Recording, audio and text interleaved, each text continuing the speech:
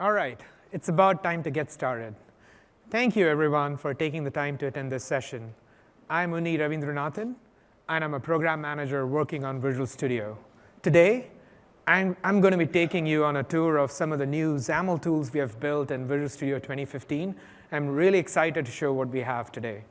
By the way, I'd like to extend a special welcome to everyone that's watching online through Channel 9. Welcome to this session as well. So today we're going to be doing a tour of a bunch of new experiences in Visual Studio. And in the interest of time, I'm going to try to go through this as fast as I can. But I would really appreciate if you have any questions about anything that we're going to see today, just raise your hand. No need to wait till the very end of the presentation. Feel free to ask the question, and I'll make my best attempt at addressing it. We're going to look at the new XAML language service and the XAML editor that we have built in Visual Studio 2015, primarily to address a bunch of feedback that we have heard from you guys. We're going to take a tour of the new Blend. We've built Blend from the ground up to address some of the key feedback we have heard from you. And then I'm going to take you through a tour of my favorite new feature in Visual Studio 2015, the UI debugging tools for XAML. I'm going to show you what you can do with these tools, where we are today, and where we will be going forward. I'm going to show you some of the profiling tools. In particular, we have added a couple of new cool 2015 profiling tools, namely the timeline tool that helps you understand UI responsiveness issues in your application. And then finally, I'm going to switch gears a little bit and talk a little bit about form factor adaptive apps for universal Windows platform apps. Now, the one thing I should make very clear is for most of these demos, I'm going to be doing it in the context of WPF. But the experiences are equally applicable to any XAML application. So you may be building a Windows 8.1 application or even a Windows 10 universal application. You'll notice that all of these experiences work pretty consistently across all XAML apps. The only exception is the last one, the form factor adaptive apps. I'm going to do a demo in the context of a universal Windows app. Before I get started, I'm just curious, what percentage of, how many of you actually build a WPF app today? OK, so that's almost everyone in the audience. How many of you build a Windows 8.1 application? OK, that's actually a pretty good number. So that's good to know that there is an interest that's fairly evenly split. So the demos that I'm going to show are primarily WPF, but I'll call out any differences that you might want to know when it comes to a Windows 10 application or even a Windows 8.1 application. So let's get started. The first experience I'm going to demonstrate today is the new XAML editor in Visual Studio. We have actually rebuilt it from the ground up using our .NET compiler platform technology that we affectionately know as Roslyn. Because we wanted to provide a very seamless, fully integrated experience between XAML and your C# code. We think everyone should XAML is just sort of like an extension to the way you write code, and it doesn't make sense to have like a disparate experience. We tried to marry these together, and in this first release, we have added a few new features. But the key here is we have built the foundation to start adding significant new experiences as we evolve future versions of Visual Studio. The one thing I should mention is the XAML editor in Visual Studio is now completely decoupled from the designer. What that really means is the designer may not work. Let's say it's running some of your code, and there's an exception. But the XAML editor will never stop working going forward. It'll be fast and fluid. And that's a promise we want to deliver with this version of Visual Studio, because we have heard you loud and clear. We cannot mess that part up.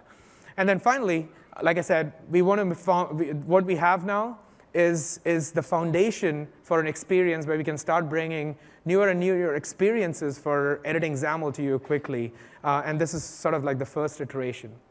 So let's get started. By the way, I'm going to primarily do demos, so I might go a little fast. So please feel free to correct at any point.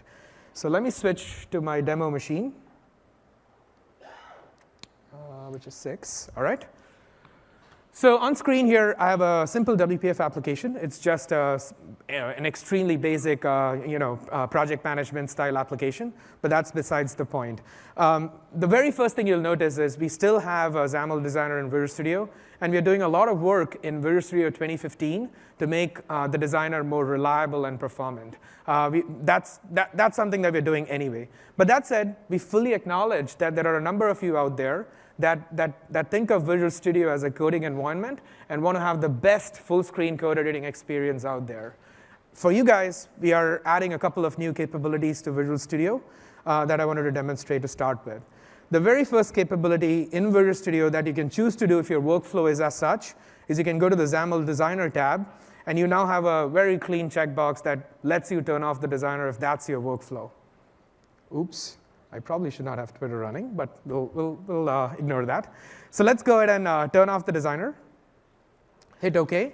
And it requires a restart of Visual Studio, so I'm just going to go ahead and do that. And now you'll notice that when the solution loads back in Visual Studio, it should have a full screen XAML editor experience that should give you the best possible experience for editing code. So that's one part of the workflow. But now what have we done on top to improve your productivity? The first feature I wanted to show you is XAML Peek. XAML Peek allows you to take your content, no matter where it's coming from. It could be C# code, or it could be even XAML styles and resources that are coming from anywhere in your project. We bring that right in place where you want to edit it. That provides you with a very seamless editing experience for your XAML. So let's take a look. In this particular case, I have a window, and the window has a particular code backing it, in this case, main window. Let me go ahead and edit the main window code. Historically, what I'd have to do is I'd have to open main window.xaml in the Solution Explorer, double-click, and then start making changes here. But what if I want to make a really quick edit to my C# code? What's the workflow in Visual Studio 2015? You can just right-click on anywhere in your XAML, hit peak definition, and we'll bring the C# code from wherever it is right in situ so you can edit it. And like you would expect, all of the editing operations are fully supported here. So in this case, let me go ahead and rename this particular class. So I'm going to say rename this to, let's say, project tracker main window. When you initiate the rename, you'll notice that we will go rename your XAML as well, and everything is very seamlessly integrated right inside your XAML editor. Just a quick another example of this exact experience. Let's go ahead and open up yet another XAML file. In this case, it's an event handler that I have here. Let's say I want to edit the event handler code. I just want to make a small tweak to it. I can go ahead and say peak definition and start editing the event handler from here as well. Now, of course, the expectation is that this is great for doing simple things like a tweak. But of course, if you want to make large-scale code edits, you can just maximize that peak window by clicking this guy. And then you can start editing your code in a more full-fledged fashion.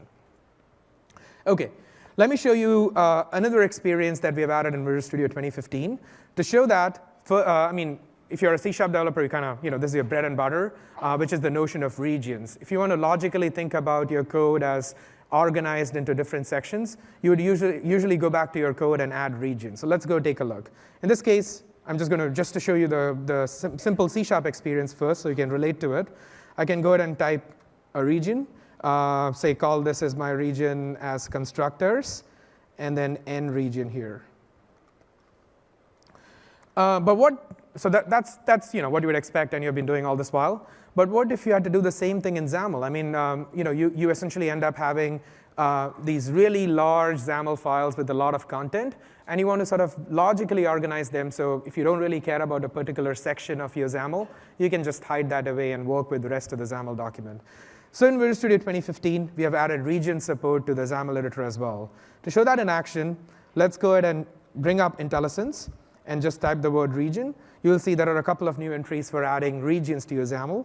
Go ahead and edit regions, and then give it a name. So in this case, I'm going to call it my tab control, because that's what I really want to sort of isolate out. And then I'm going to go to the end of the tab control and end this particular region. Yet again, I'll just type end region. When I do that, my XAML editor now, just like my C# editor, lets me collapse away a particular part of the XAML. And thank you. and hide that away so I can continue to focus on the part that I want. Now, when we were designing, here's an anecdotal story. When we were designing this feature, we asked our MVPs, do you guys like this or not? Actually, surprisingly, a lot of people actually don't like it. I don't know why. I love it, but there we go. But hey, if it fits your workflow and your team's workflow, go ahead and use it. It could be useful for some people. OK, so that's my quick overview of the XAML language service in Visual Studio. There are a few more small things we have added. But I'm not, in the interest of time, I'm going to skip past those and go to my next section of the demo.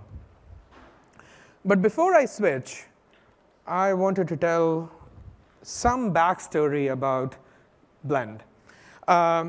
Blend for Visual Studio has been a cornerstone for XAML development ever since it came into existence about, I would say 2006, something like that, like about 10 years ago.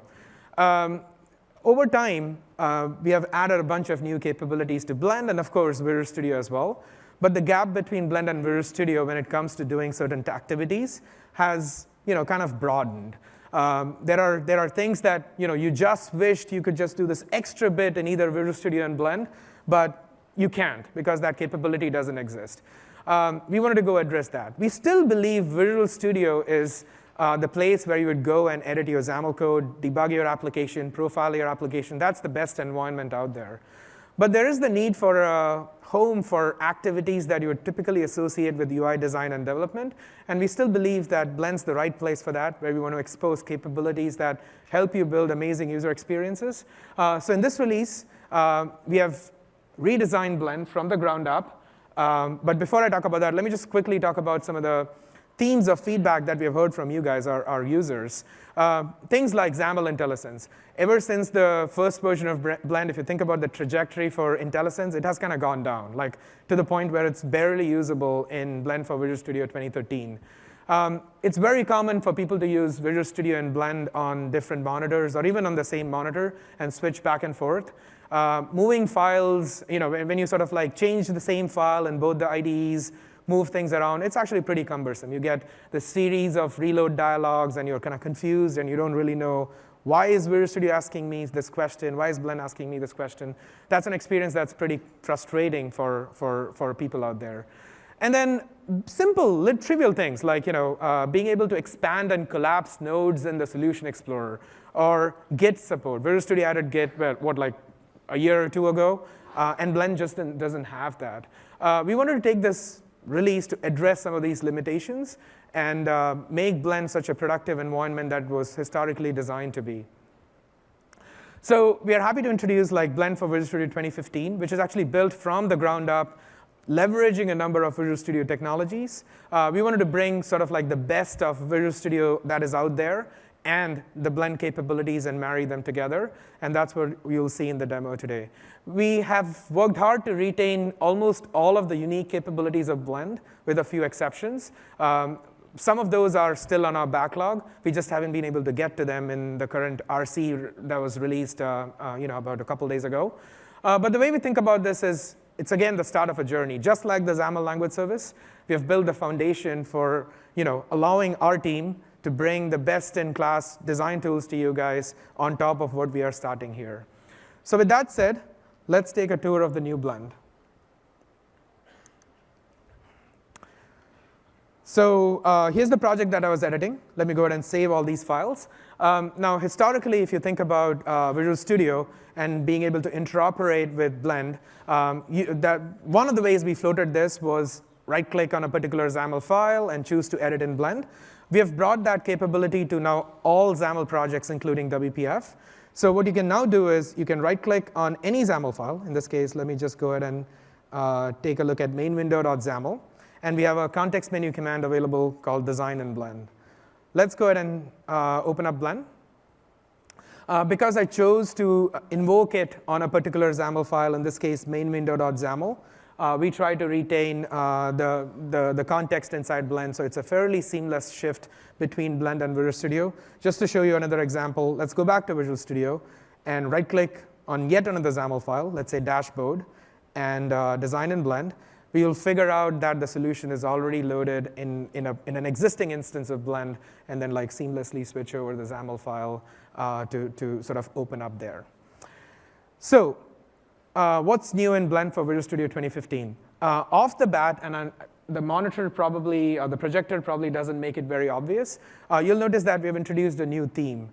It's actually based on the Visual Studio Dark theme. We have just made a number of tweaks to make it a little bit more friendly to people who are doing UI development. It's slightly darker than the Visual Studio theme that exists in Visual Studio today. So if you take a look at Tools Options, you will see that there is a new theme, and that's only available in Blend, which is the Blend theme, in addition to the Visual Studio themes as well. So if you think you're a big fan of a lighter theme or the blue theme, you can do that as well. But we have added a theme that is unique to Blend. Let me cancel out of this dialog and walk you through the rest of the product. We have only brought in features from Visual Studio where it makes sense, like source control and project system, solution explorer and things like that. We haven't brought in tools like unit testing and architecture and all these things, because Visual Studio is still the place you would go to do all of these activities. Let's take a tour of some of the new panels inside Blend. The Solution Explorer is the exact same Solution Explorer that you would find in Visual Studio. And as a result of that, all of the feedback that you have historically had, the lack of solution folders or the ability to expand and collapse nodes, all of that is now available and consistent across Blend and Visual Studio. So in this case, let's say I just wanted to collapse all the nodes. I can just do it. I mean, this is trivial, right? But people have been asking since 2006 for this feature. I mean, people have been asking Visual Studio for the many, many years before Visual Studio got that as well. So anyways, the point is we wanted to bring all of these to the Blend customer as well. The assets pane in Blend is the place you would go to create assets and add them to your project. We have retained the old experience and not moved over to the Visual Studio Toolbox, because the Blend experience is actually very powerful. You can see things like behaviors, which are ways to add no-code interactivity to your application, things like styles that you can incorporate, and various kinds of media, like, for example, in this case, image. We have kept all of the Blend capabilities. So, for example, you can drag and drop images to your design surface and so on and so forth. All of that has been maintained to allow you to sort of like focus on asset integration and creation of good-looking content and experiences inside Blend. The states pane is where you would go to create and edit VSM states. There is really no change here. We retained the exact same functionality, and hopefully we'll make it better in the future. The triggers pane, if you're a WPF developer, you kind of know what triggers are. You get the same capability in Blend for Visual Studio 2015 as well. And then data pane. This is where you would go to create and edit your sample data, so you can effectively visualize your design environment and make changes. We have brought in all of the sample data features into Blend for Visual Studio 2015 as well. The object and timeline tree, of course, like you would expect, is the place where you'd go and make changes like animations. We support that as well. So let's go ahead and create an animation. The panel comes up, and you can start recording your animation. So all of that capabilities have been retained, and in some cases, we have made improvements, which I'll discuss in a second as well. The properties window, I'm not going to talk much about it. It's just a listing of properties that you can go and edit. The resources pane is there as well, so you can visualize all of the resources in your application and make changes to them. So in this case, I can see all of the resources that are coming from my app.xaml and make changes, as well as the Team Explorer. This is the place you would go to do your source control and team-related management activities, like creating work items and things like that. So with that said, you might have a few questions like, what are the kinds of things that are different between Blend for Visual Studio 2013 and Blend for Visual Studio 2015? One of the big differences is workspaces. Blend historically used to have two workspaces, one for design and one for animation. Well, Visual Studio has an even better workspace management system in Visual Studio 2015, and we thought, why just not leverage that?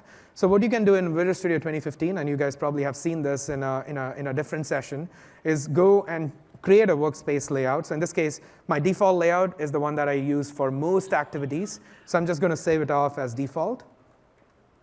But then I really like my animation view to be like a much broader view than what's available by default in that constrained 300-pixel window. So I can just drag and drop my object and timeline tree to the bottom of the panel, bottom of Blend, and then go ahead and save this workspace as a different layout. So in this case, I'm going to say, let me go ahead and save this as my animation layout.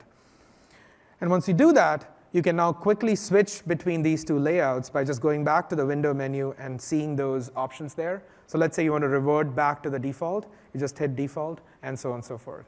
So in some ways, just because of using the Visual Studio shell, you get a better workspace management set of capabilities in Blend as a result of that as well. Now let's look at some of Blend's core experiences, which comes to editing XAML.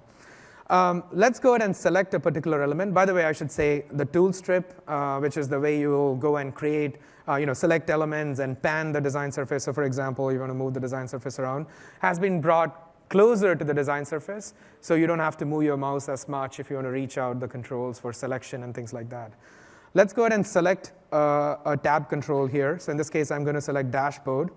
And my goal is to edit the look and feel of this tab item, which is coming from a style that is applied to that tab item.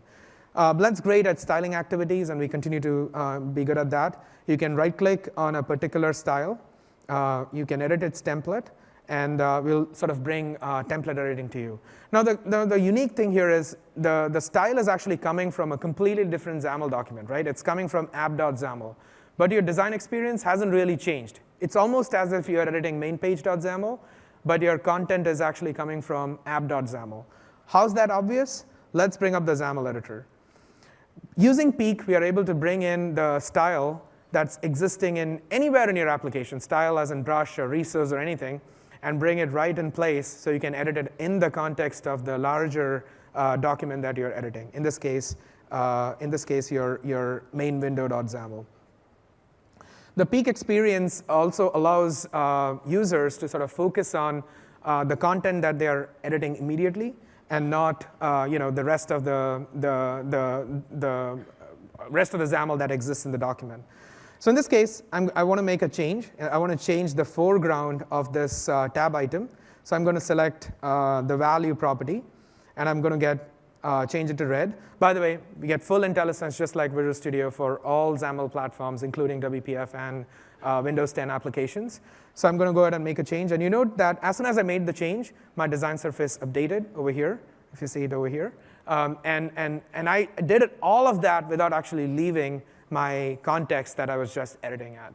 And the thing is, if you notice, based on the asterisk on app.xaml, the actual edit was committed to a different document. So we've made it possible for you to seamlessly edit XAML, no matter where it's coming from, right in the context of your application, without switching documents and moving things around. Hopefully, this should improve productivity of using Blend as well. Now, let me go ahead and save all these changes. Let me close these files.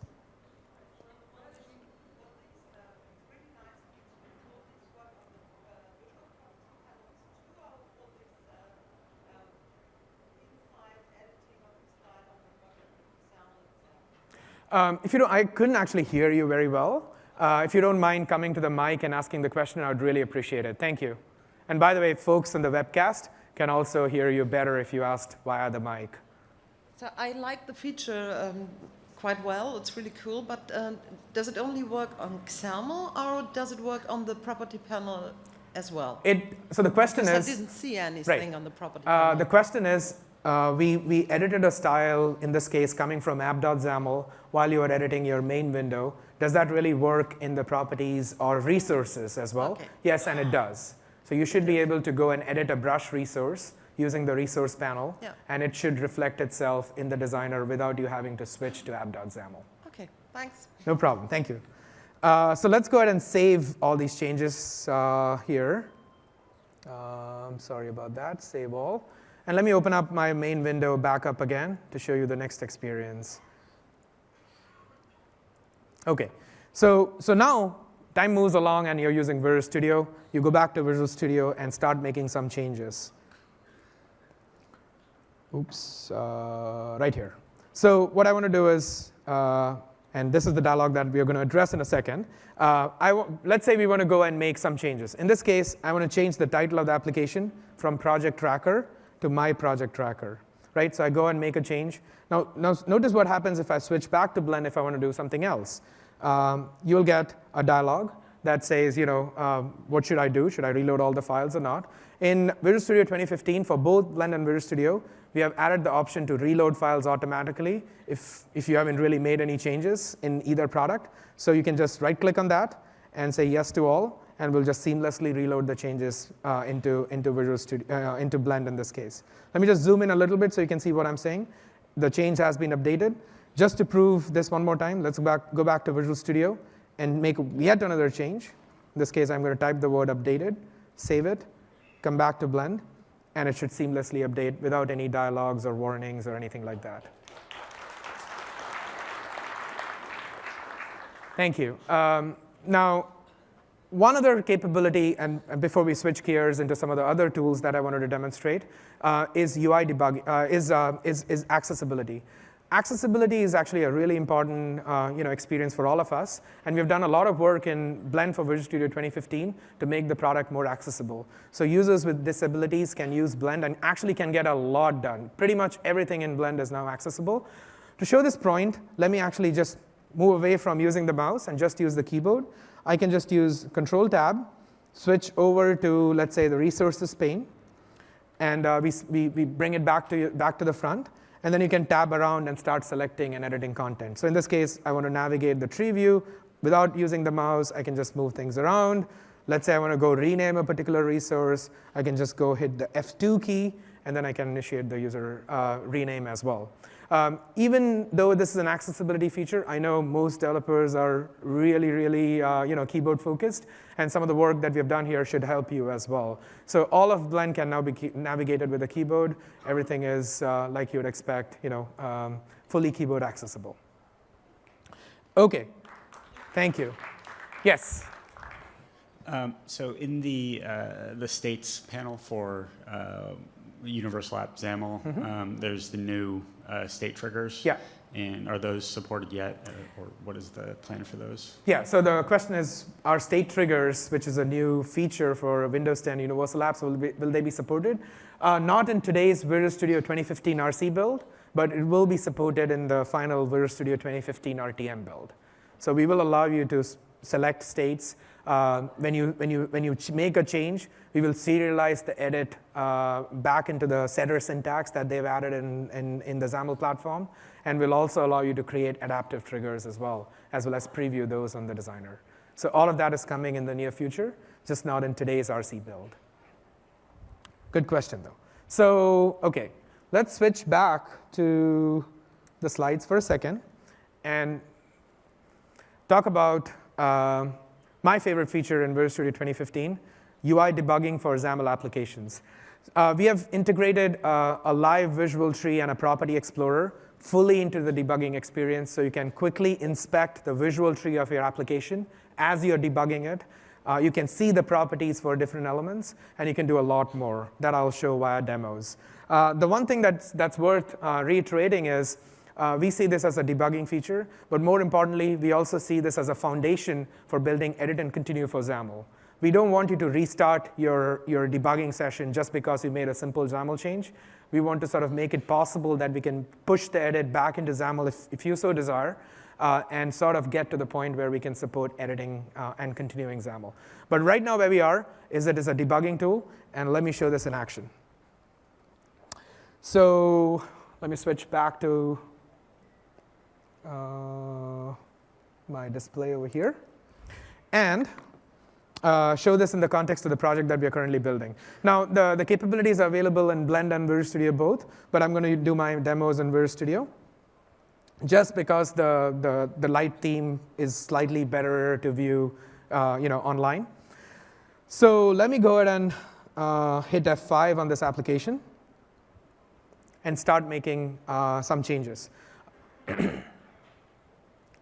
The application launches under the debugger just like you would expect. Before I talk about the tools themselves, a quick navigation through the application, because we're going to be making some changes to this. It's a simple tab control, like you have a dashboard with a, it's like a project management style application. There's a dashboard with like a map control and a panel for seeing some data.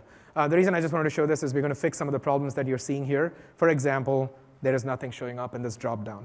OK, so switch back to Visual Studio. And as soon as you start debugging, you will see a new window that is pinned on the left-hand side called the live visual tree. If you expand and pin it, you will see that it's tracking the visual tree of the application as you're making changes to it.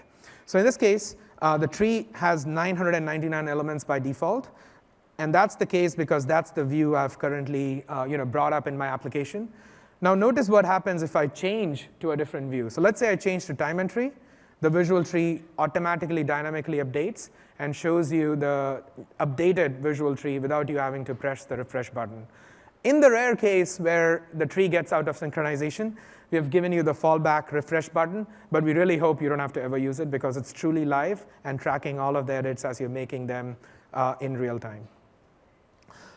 What are some of the other characteristics? Of course, you should be able to select and search for a particular element. So you can just say tab control, and you should be able to see the tab controls in this particular XAML file or in this particular view. But that's not important enough for this demo. Let's take a look at a couple of other capabilities. Over here on the top left of this live visual tree is a tool for enabling selection in your running application. So let's go ahead and turn that on and go back and interact with the application. You can no longer interact with the application per se. That is, you can't drive the application, but you can drive selection for the live visual tree. So in this case, let's say I wanted to select dashboard so that I want to make a change and see how it looks like. I can just click it, and we'll synchronize it back into the live visual tree so you can start pushing some changes.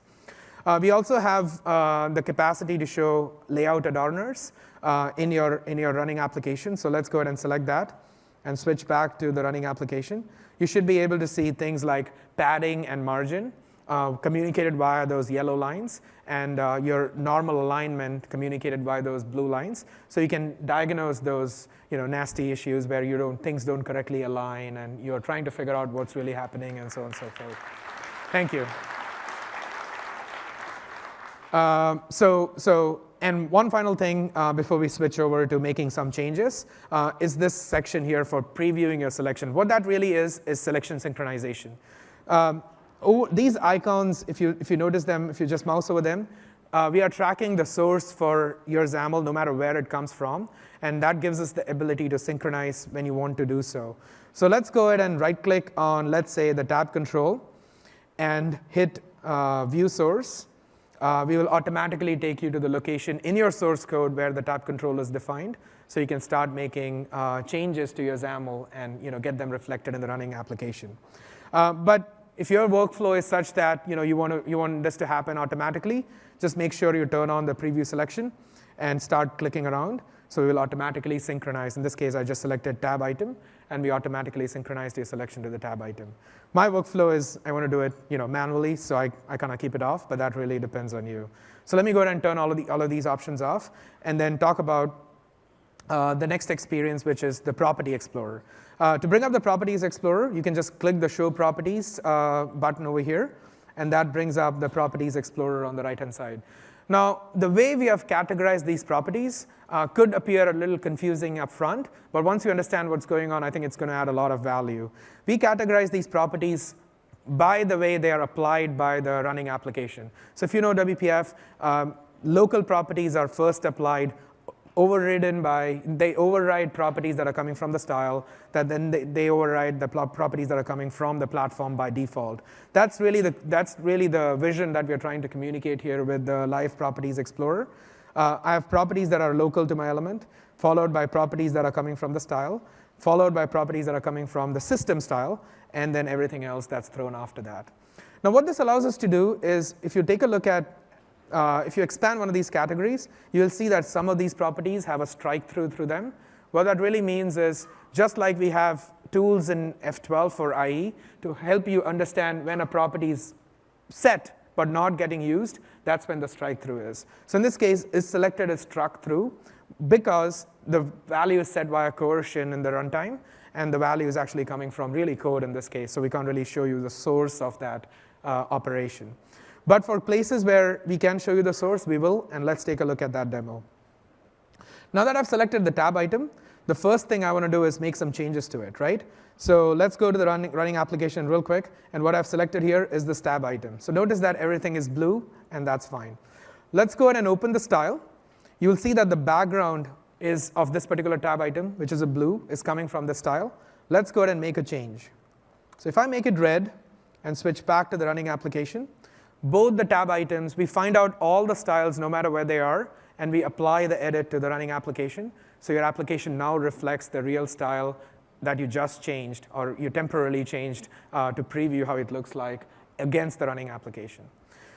So that said, how do you set a property that was never set before? So in this case, what I want to do is, there are two tab items, both are red. I want to make one red and another green. What do?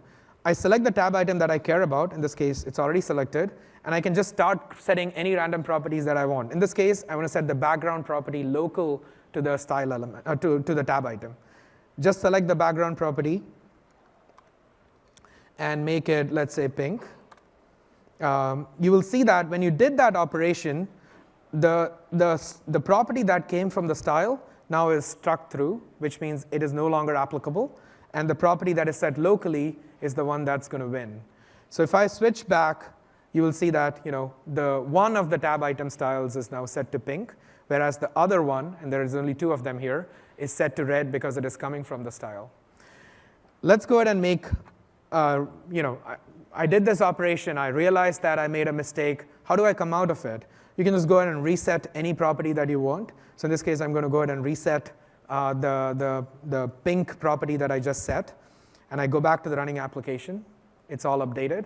And let's say I made a mistake on the entire style, and I want to sort of test it as to how it looks like without the property being set. I can even go to a property on a style and reset it as well. Give it a second, and then the property should be reset across the application as well. So we have done a lot of work to push edits that you care about. If you want to quickly test as to how the application is going to react if you make a small change, you no longer have to go to the XAML, make the change, run the application, realize that you made a mistake, come back to XAML, make a change again, and so on and so forth. We made it really productive for you to sort of quickly push visual tree edits to the running application. Yes, sir? Logging of those changes? So the question is there any way to do logging of the changes? The answer is not today, but this is where we are going, actually. Where we're going is every time you make the change, we want to push that back into your XAML, and then that's your log. So you can choose to sort of close all the documents and say save all, don't save all because I made a mistake, or you can choose to sort of like specifically save certain files that you care about. We have some more advanced capabilities that we are thinking about it, but in this release, it's just a push that we're making to the running application. OK. Let me show you a couple more experiences that are actually neat when we talk about debugging your application visually. The first thing is editing collections. Like if you think about WPF or universal apps, there are a lot of things that are collections, like row definitions and column definitions and even gradients for a particular brush resource. We have the ability to edit collections. So in this case, I'm going to select this grid. And for this grid, or actually this grid, and for this grid, you can see that the row definition is set locally, and it has a couple of entries associated with it. I can go ahead and start making changes to these collections as well. So in this case, let's go to the second row definition and say let's say my height is not auto anymore, but it's hard-coded to 400. Switch back to the running application, and now it's kind of weird, but you can see we have enabled you to edit collections as well. If I make a mistake and I don't really like what I'm doing, I can just type it back to auto, go back to the application, and everything is reset back again. Now, one of the things that folks have been asking for a long time is debugging data binding. So that's really hard, because often something goes wrong, you don't get enough information, and what can you do about it? Now, there are two experiences when we think about data binding. One is like your typical breakpoints experience where you just want to set a breakpoint and break and figure out what went wrong. That's an experience that we care about. We just haven't built it yet in Visual Studio 2015. But let me show you another quick way of hopefully you debugging a particular data binding. In this case, I have an issue in my second tab, and without actually turning off the selection tool, I can't navigate to the second tab. So let me go ahead and turn off the selection tool and navigate to the second tab in the application. I have a couple of combo boxes that don't have any entries in them, and I'm wondering why that's the case. How would I debug this issue? One option would be you select the combo box. and say, hey, where exactly is this combo box coming from? And this is actually pretty hard if you don't actually own the XAML. So the selection tool is actually useful just to get there. But you can then go to the combo box itself and view the source. And you can kind of see in this case, it's an obvious mistake to a binding. But let's say that was not as obvious. How would you debug this issue? One way of doing this would be to look at the data context and figure out where the data context is coming from in the visual tree, and then figure out where your binding is sort of breaking. So if you search for the data context property, we allow you to sort of search for it, but at the same time, in this case, you can see that it is set to my view model. But you can also expand it and look at all of the properties and values that it's coming from. In this case, I know that ours is an observable collection. I can expand it, and all of the values are there as well. So I know that the data model itself is correct. I just did a mistake in my binding. That way you can sort of, just by traversing the visual tree and taking a look at the data context, you can fairly effectively diagnose certain class of binding issues. Now, I'm not saying that's equivalent to putting a breakpoint. I think there is value in both propositions. This is one of the experiences that we wanted to deliver in Visual Studio 2015. So that's my quick tour of UI debugging tools for XAML. Any specific questions so far before I switch gears? OK, so let me switch back to slides for a second.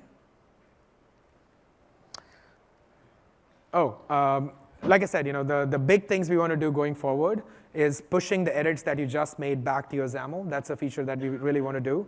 And then eventually build some more richer visualizations for debugging data bindings and things like that. Let's switch gears to profiling tools. In Visual Studio 2015, we have introduced a few new profiling tools, in particular the timeline tool that allows you to understand UI responsiveness issues. Why is my application not really starting up fast? Why are there issues when users are working with my application? We have a network tool that allows you to monitor network requests and things like that. We do support WPF and Windows Universal Apps with all of these tools. But today, I'm going to demo in the context of WPF. They do work for all scenarios. And the other thing to note is these tools only work if you're running on Windows 8 today. But we are working in Visual Studio 2015. They will also work if you're running on Windows 7. So that's really not an issue. It's just a point-in-time thing. So what are these tools capable of? Let's go ahead and take a quick look at those.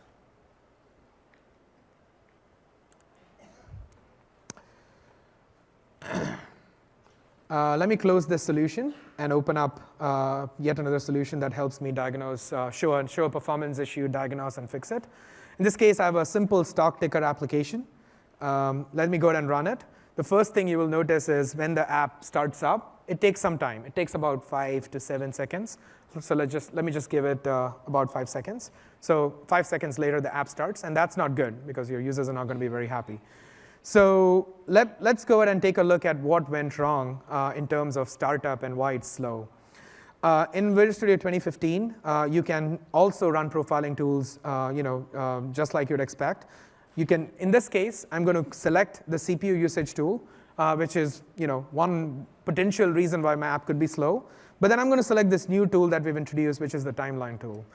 This allows you to visualize what's really happening in your XAML application. By the way, this is a WPF application that I'm demonstrating.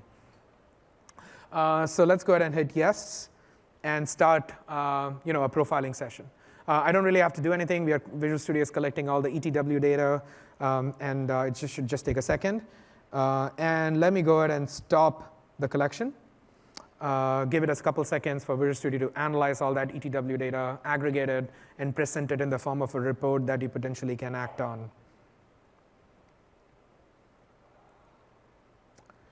So once that's happened, you'll get a report with a graph that sort of gives you a high-level overview of what really has happened.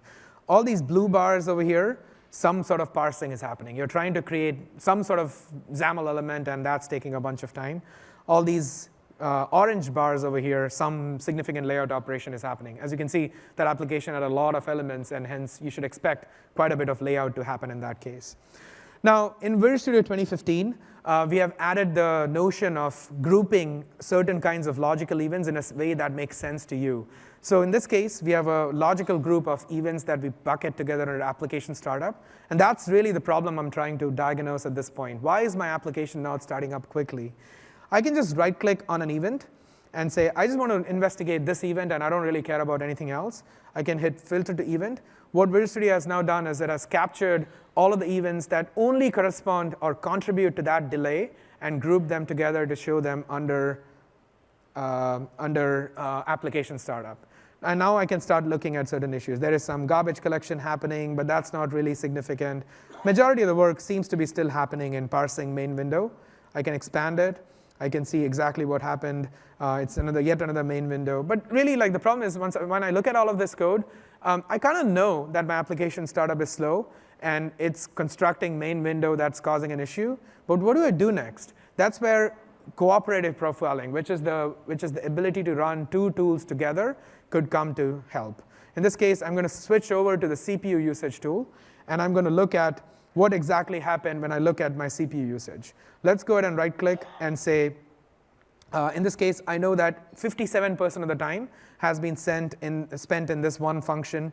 I can keep drilling down to say, OK, where is it that most of the work is happening?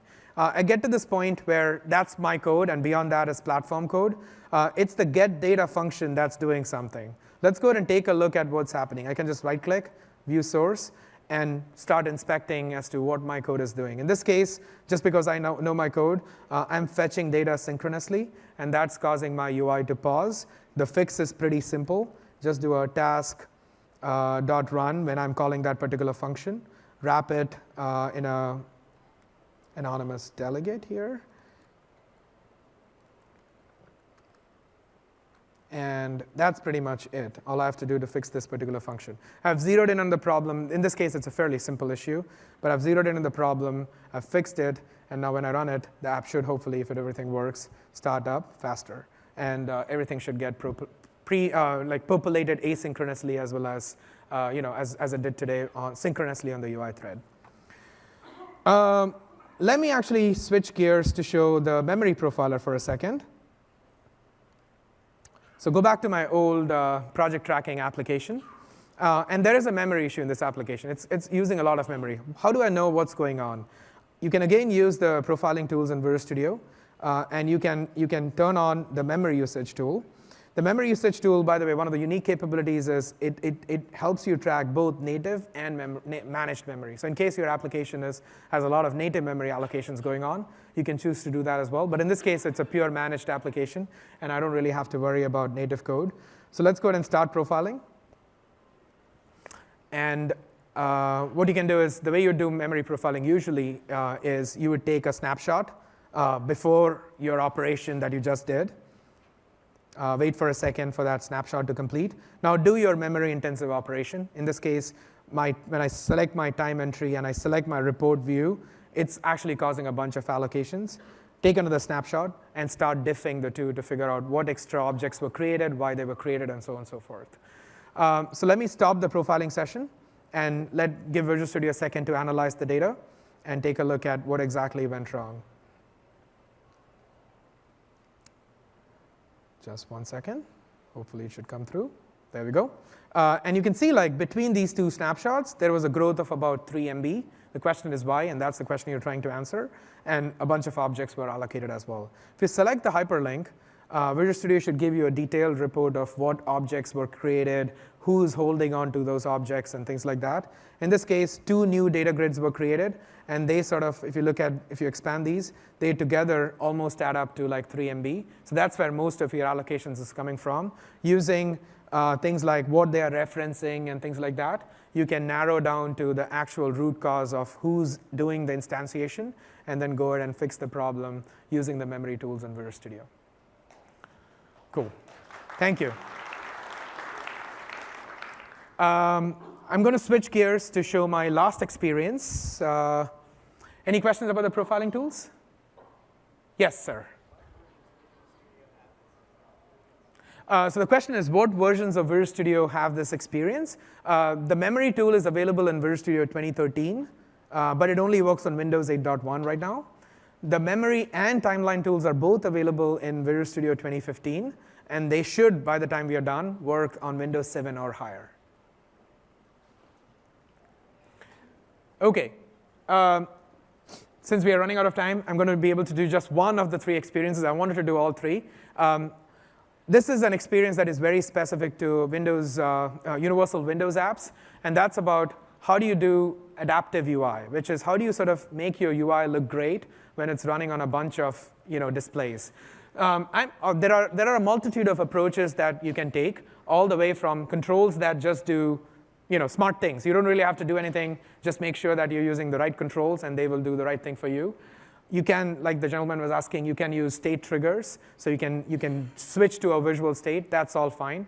But what if you really wanted to do like a completely tailored view for a device, right? What if your Xbox UI was so different than your phone UI or your desktop UI that you really wanted to do something different? That's the experience what I'm going to show, because the other two were already covered in some of the other sessions. And in particular, there is some really interesting developer tricks that you can do for this last experience. Let me show that in action by opening up a universal Windows application. I'm going to run this application. First, I've designed this application to run on my mobile device. And let me go ahead and run it. When I run this application, how do I feel about this build quality? Good question. Let me go ahead and select a category and look at certain appetizers. You'll see that the view looks great. Oops, great question. Sorry about that. There we go. Sorry. The application looks great. Like you can just navigate around, and the UX is actually fairly optimized for the mobile device. Now I'm ready to bring desktop into the mix, and I want to run this application on my machine, right? Let's go ahead and run this app and see how it looks like on my own machine, or a simulator if I so desire. Give it a second.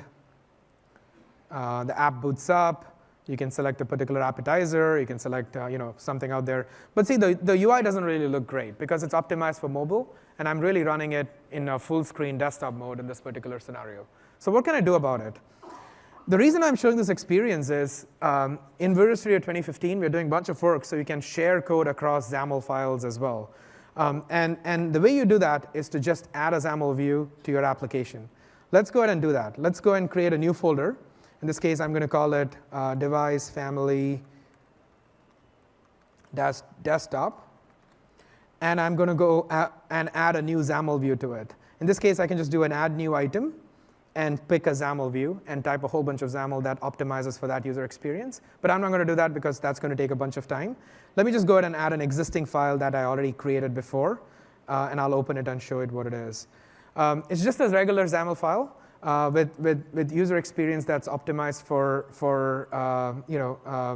the desktop form factor. Nothing really fancy. But the thing to note here is it does not have a code behind. If you look at the X:Colon class, it doesn't have any code behind it. That's because all of the code is shared with the generic file that already exists, in which case it is recipe instructions.xaml.cs.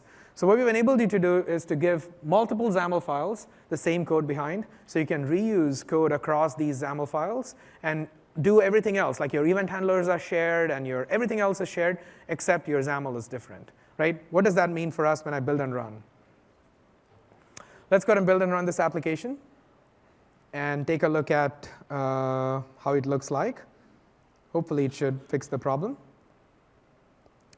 Now, if I go ahead and select my appetizer and I select this thing, it looks pretty good, I guess. So we've done a lot of work to tailor this particular view. Now, you could have done this using any of the other techniques as well. That's really up to you.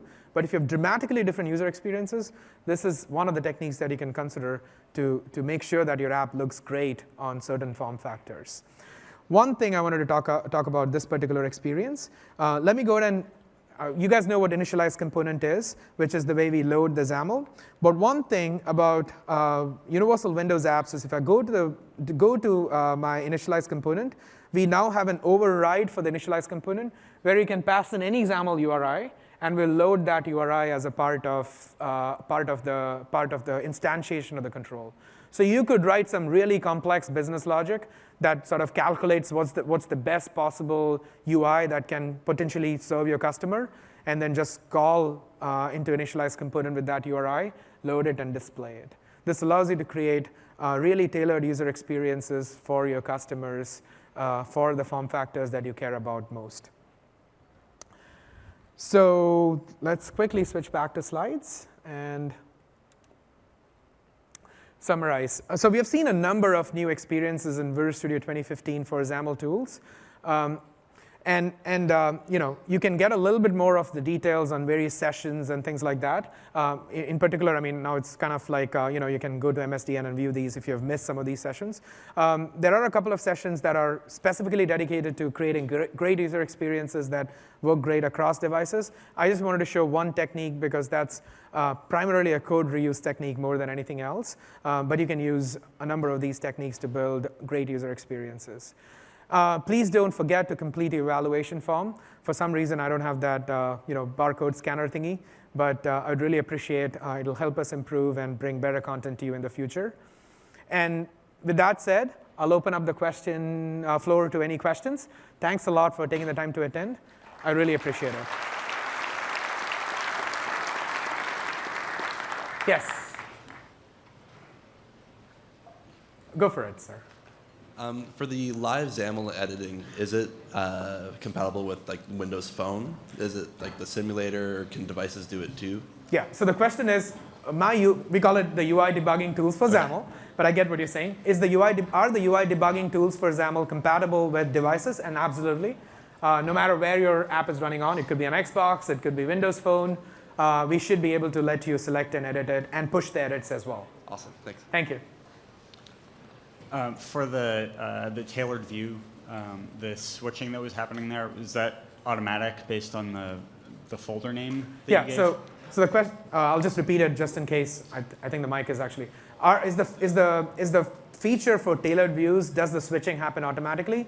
In this particular case, yes, because we are basically using the resource manager in Windows to load the right resource. But like the reason I wanted to show this experience particularly is because you have full control over that. In the most cases, you should not just depend on the name of the device family because it's sometimes hard to make that distinction. If you wanted to do it, that's fine. But you can also choose to sort of like write custom code and figure out what's the best possible view and call initialize component with that particular XAML file to load the view. But yes, the short answer is yes. Okay, yeah, it seemed sort of some similarities to WPF themes. How there's there are fixed names that match up with stuff. Exactly. So yeah. that device family, that's a specific Yep, OS. exactly. Okay. Thank you. Yes. Hi, does the profiler actually available as a service? Is the profiler available as a service? By this question, I'm guessing you're asking, can you run it from a command line or something like that? No, if I deployed my app like someplace else and I want to profile it like on another machine. We don't support, so the question is, if it's a remote scenario, can we profile it? We don't support launching an app remotely for profiling. That's something that we want to address in the future. But today it has to be run locally. By remote, you can run it on the device and you can profile against it, but you can't run it across using an IP address or something like that and then profile it there. Yeah. You can certainly do it for your devices that are connected. Yes, sir. For the live properties, if you examine the data context, does that cause lazy loaded properties to get unlazy loaded, like to get their value? That's a good question. So the question, I actually don't, I would say we don't do anything specific, but because we are querying the data context property, whether something special happens, that's a good question. We don't do anything specific. We just query the runtime for the data context, show it, and do it. But as a part of the getter, if you do something smarter, then yeah, that'll execute as well. Okay. Thank you. Yes. Hi. Is there any chance to support the new tools with the Xamarin Forms XAML, or is it something out of the question? So the question is, do we want to support Xamarin Forms? I mean, that's an interesting... XAML of Xamarin Forms. XAML or Xamarin Forms. The tools have been built with an architecture that's very agnostic, and we can plug in anything. In our first iteration, they will still be optimized for Windows client applications. But that's something that is interesting to us as well. Thank you very much. No problem. Any other questions? Will there be a blend version for universal apps? Will there be a blend version for universal apps? Actually, Blend is there for all XAML platforms. There is no such thing as Blend for universal apps. If you get Visual Studio 2015 Community, which is our free edition, you'll get Blend, and Blend will have support for all kinds of XAML apps, including Windows universal apps. Any other questions? OK, all right. Thanks, everyone. I'm happy to answer your questions here as well.